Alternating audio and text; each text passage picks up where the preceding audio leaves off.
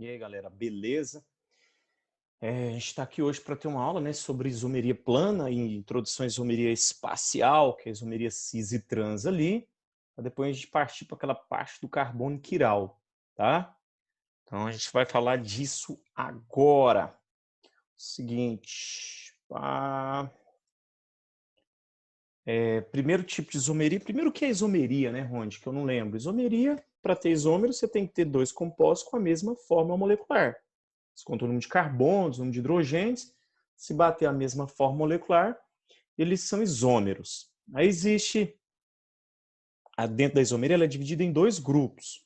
Existe a isomeria plana e existe a isomeria espacial.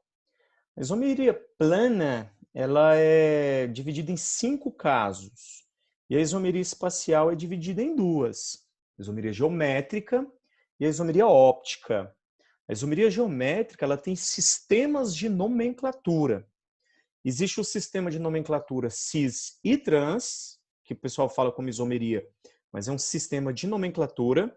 Existe a isomeria Z e a isomeria E, que também é um sistema de nomenclatura.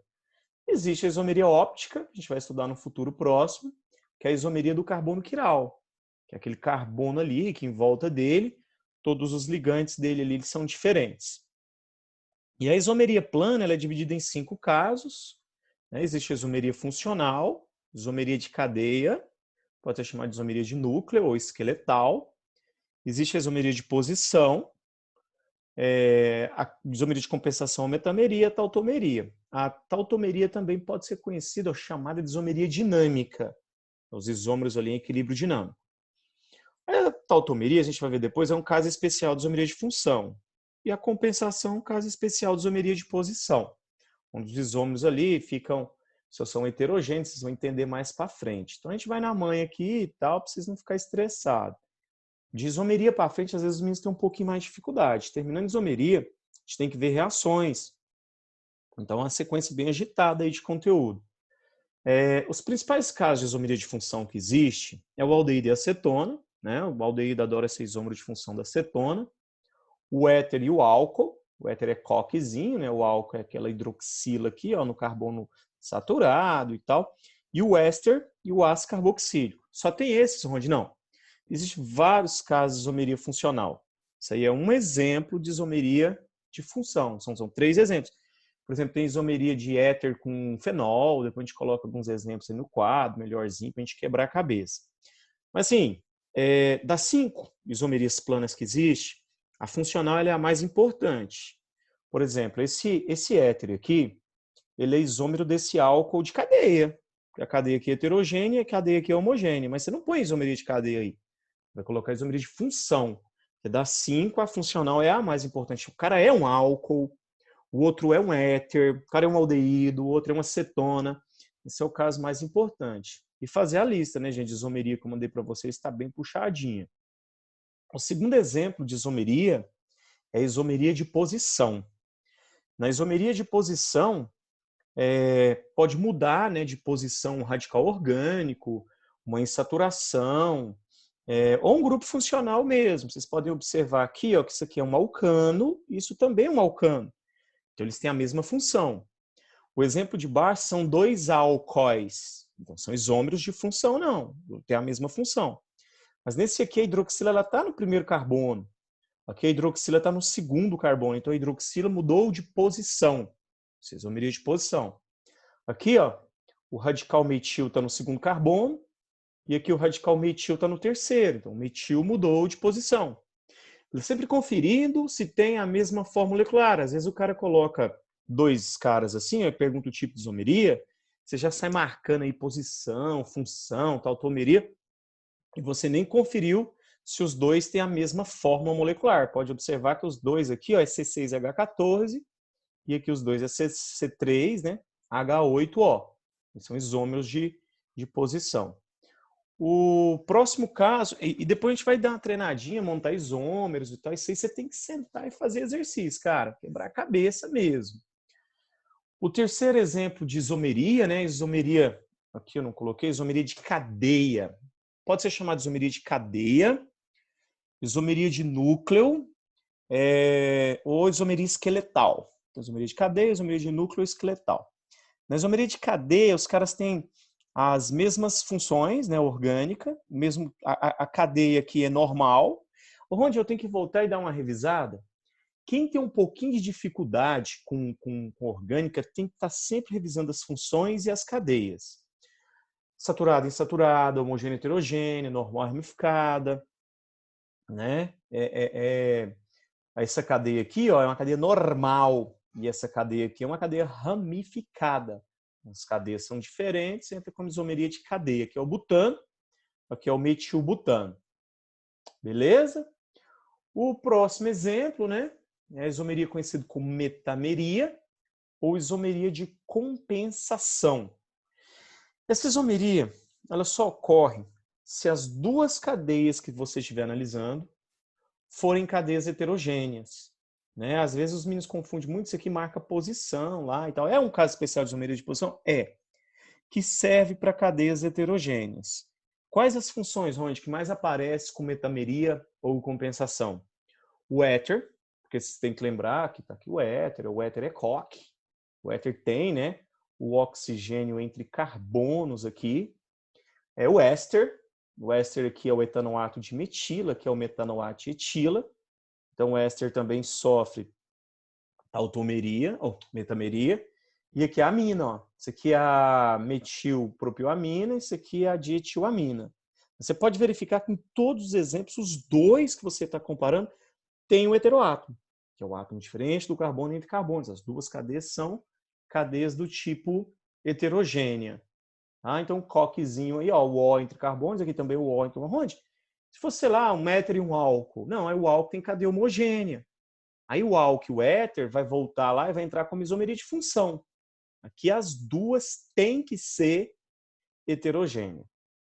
O próximo exemplo aqui, né, a metameria. Eu só pus esse exemplo de metameria porque alguém tinha me perguntado, achei bacana.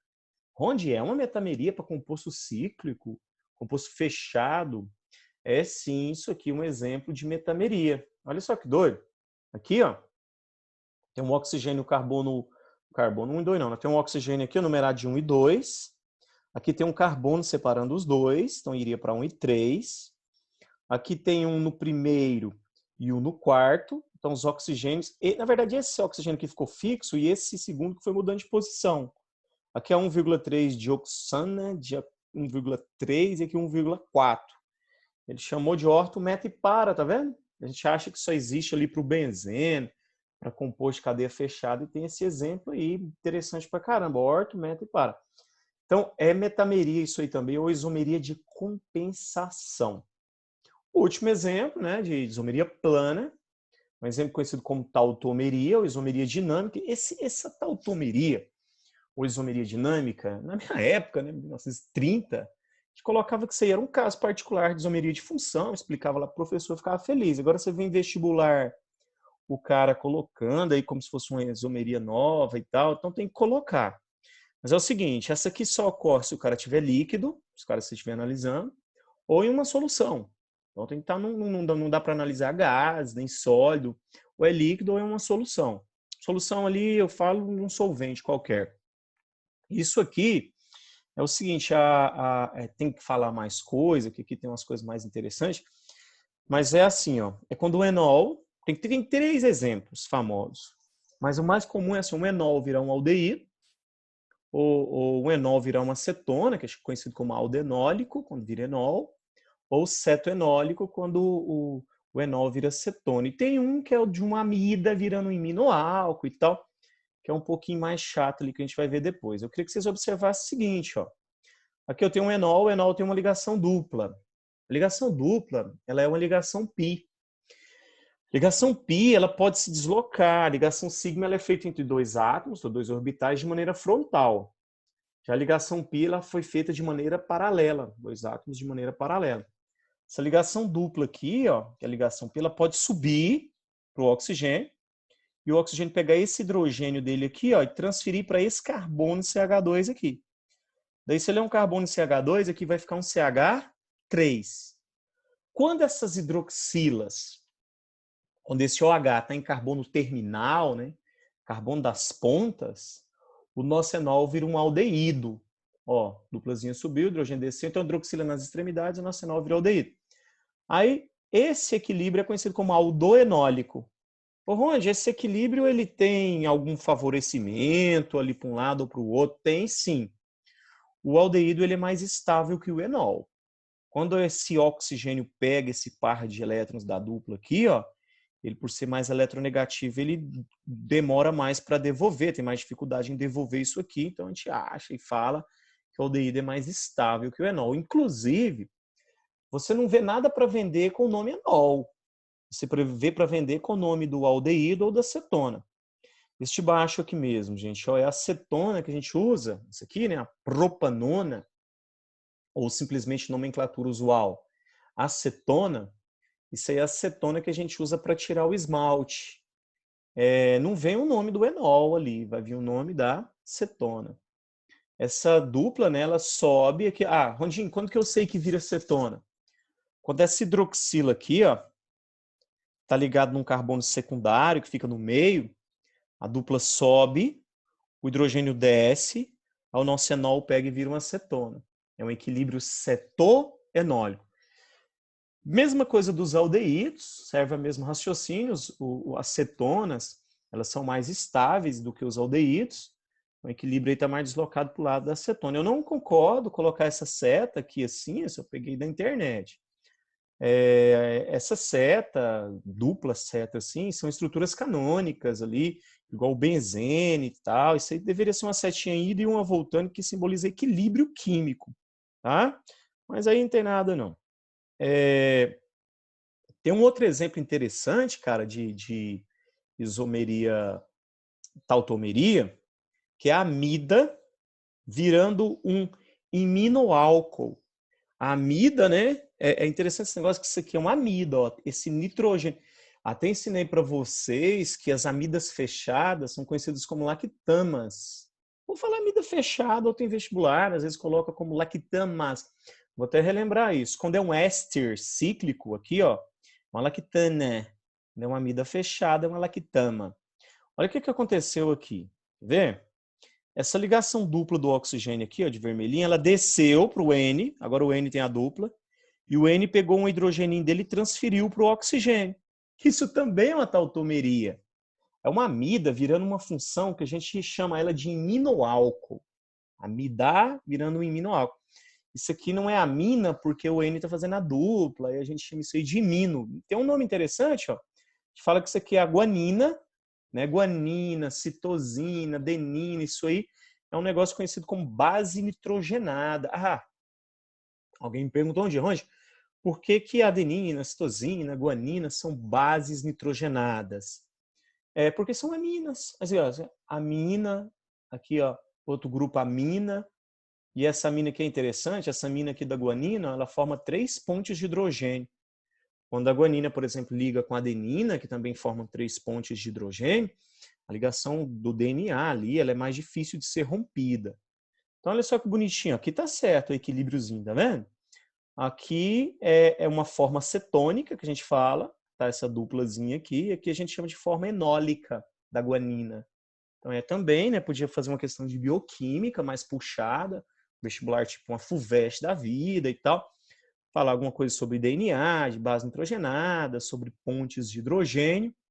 E na sequência colocar um exercício, ou colocar uma pergunta sobre isomeria aí, ó, tautomeria.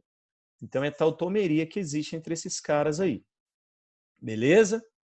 E aqui, meninos, ó, a gente vai ter uma introdução, né, a uma aulinha de isomeria geométrica. Isomeria cis e isomeria trans no primeiro momento que a gente vai ver. Primeira condição para se ter isomeria cis e trans, ou isomeria geométrica, é a gente ter a insaturação, a dupla entre os carbonos. Tem que ter a dupla entre os carbonos e o ligante aqui de cima, ó, ele tem que ser diferente do ligante de baixo. Se, por exemplo, esse R fosse um cloro, embaixo um cloro, não existe isomeria cis e trans aqui não. E aqui também, aqui se eu traçar um plano de simetria aqui, ó, o R1 pode ser até igual ao R3. Depois lá, o R1 diferente de R2, R3 diferente de R4. E podendo o R1 e o R2 serem iguais, aí ele errou aí, tinha que ser o R1 e R3 aqui igual, quer ver? Olha esse exemplo. Se eu tenho aqui ó, o cloro e o cloro, aqui eu vou traçar um plano de simetria imaginária nessa molécula bem aqui, e aí vai ficar um cloro em cima e hidrogênio embaixo. Tem que ser diferente esse ligante de cima do ligante de baixo aqui. Tem que ser diferente de cima, diferente do de baixo. Quando a gente traçar um plano de simetria aqui assim, ó, plano imaginário, nesse primeiro exemplo, os dois cloros eles vão ficar no mesmo plano. Nesse segundo exemplo, ficou um cloro em cima e um cloro embaixo. Quando fica dois ligantes iguais no mesmo plano, a gente tem o isômero do tipo cis. Esse cara tem nomenclatura, cara. Nomenclatura e o PAC disso aí é cis 1,2 de cloreteno ou de cloretileno. E esse aqui é o trans 1,2 de cloretileno. Ronde, essa isomeria, ela afeta em alguma coisa? Um cara aí ser diferente do outro? Afeta sim. Vou mostrar aqui uma paradinha aqui, quer ver? Cadê meu pincel? Entra aí.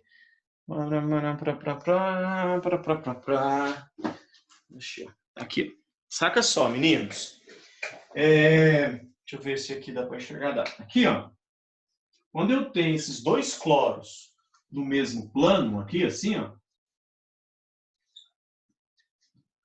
Os dois cloros em cima aí.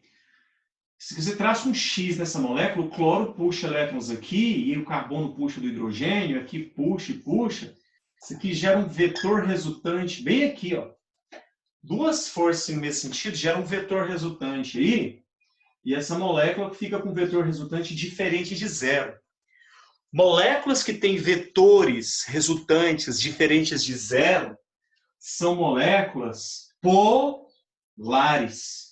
Se eu colocar aqui, ó, ligação dupla, cloro, cloro, hidrogênio, hidrogênio, aí só lembrando, isso aqui é o nosso composto do tipo cis. Quando eu tenho trans aqui, um cloro puxa aqui, o outro puxa elétron aqui, isso aqui anula. O carbono puxa do hidrogênio aqui, puxa, esses vetores se anulam. Essa molécula fica com vetor resultante igual a zero. Moléculas que têm vetores resultantes igual a zero são moléculas apolares. Moléculas que são polares, igual essa aqui, têm forças resultantes conhecidas como dipolo-dipolo. E essa aqui ó, é de polo induzido. Essa molécula aqui ela tem um ponto de ebulição de 60 graus Celsius. Essa aqui tem um ponto de ebulição de mais ou menos 47 graus Celsius. Ô, Ronde, por que o ponto de ebulição delas mudaram? Devido à polaridade, devido à força intermolecular de uma ser de polo e da outra ser de polo induzido.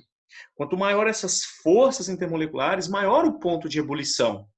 Então, o cara cis, ali, ele tem ponto de ebulição maior, maior do que o cara trans. O cara trans é apolar. Mais uma informação. O cara cis, ele tem ponto de fusão menor do que o cara trans. O ponto de fusão do cara trans é maior, mas a fusão, o cara está sólido. Na fusão, você analisa o empacotamento molecular. Esse cara cis, a gente fala que eles empacotam assim, ó, no estado sólido, na forma de U. E os caras trans, eles empacotam assim, ó, uma molécula. A gente consegue colocar no cara trans, encaixar no cara trans uma molécula mais próxima da outra. Se a gente conecta mais, vai ser mais difícil de separar uma da outra. Consequentemente, o ponto de fusão do cara trans fica maior do que o cara cis. Tem gente que fala, isso aí só serve para as moléculas maiores e tal. Segundo o Solomons, né, que é um livrinho muito bom de química orgânica, isso é regra para todo mundo. Se serve para o cis pequenininho, serve para o grandão. Mas o povo dá essa bobeirinha aí. Então, é legal saber, Ronde, muda o que mais? A densidade do cara cis ali no estado líquido é um pouco maior do que o cara trans, porque quanto mais polar você é, maior as suas forças intermoleculares. Aí você se empacota ali mais, você fica mais preso um próximo do outro. Isso no estado líquido, você acaba tendo uma densidade maior. Então, ó, só não esquecer, ó, ligantes iguais no mesmo plano, isômero cis. Ó, cis.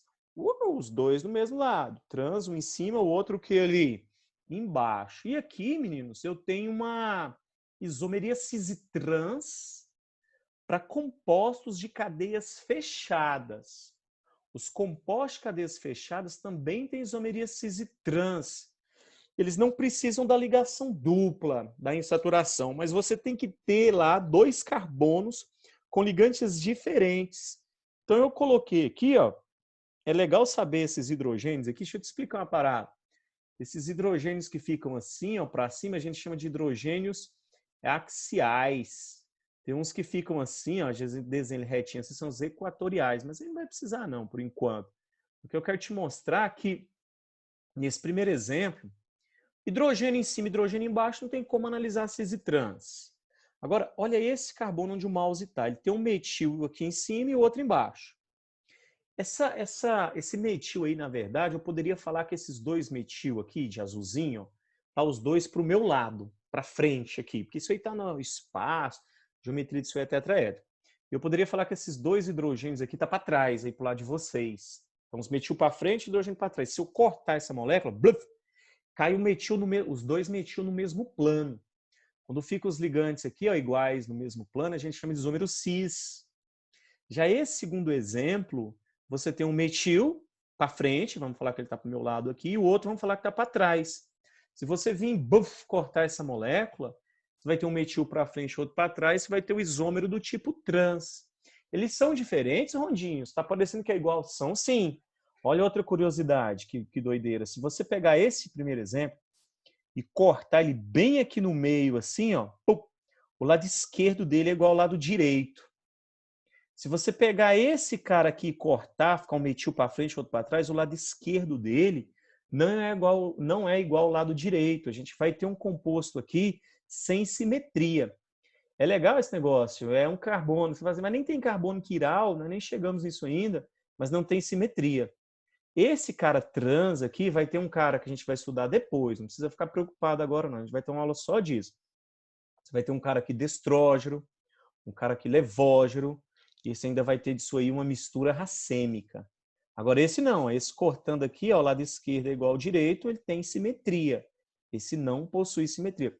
Compostos sem simetria são assimétricos. Aí a simetria a gente estuda na isomeria óptica.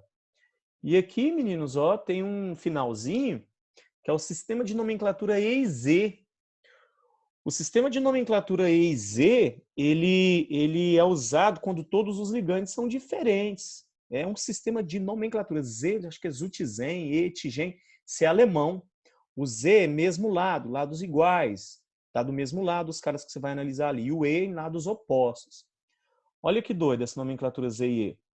Se você voltar nesse exemplo, eu tenho metil e metil. Cis e trans, né? Agora aqui, ó, esse composto, eu tenho se eu traçar um plano de simetria assim, aqui eu tenho o flúor, aqui eu tenho o iodo. Se eu cortar ele aqui, agora eu tenho o flúor e o cloro. Sabe o que você vai fazer? Você pode olhar na tabela periódica o número atômico deles ou a massa. E aí você vem e traça um plano de simetria nele bem aqui assim, ó. Quando ficar os dois maiores ligantes no mesmo plano, é o isômero Z. Como que o senhor sabe, Ronde, que é o maior? Flúor e hidrogênio.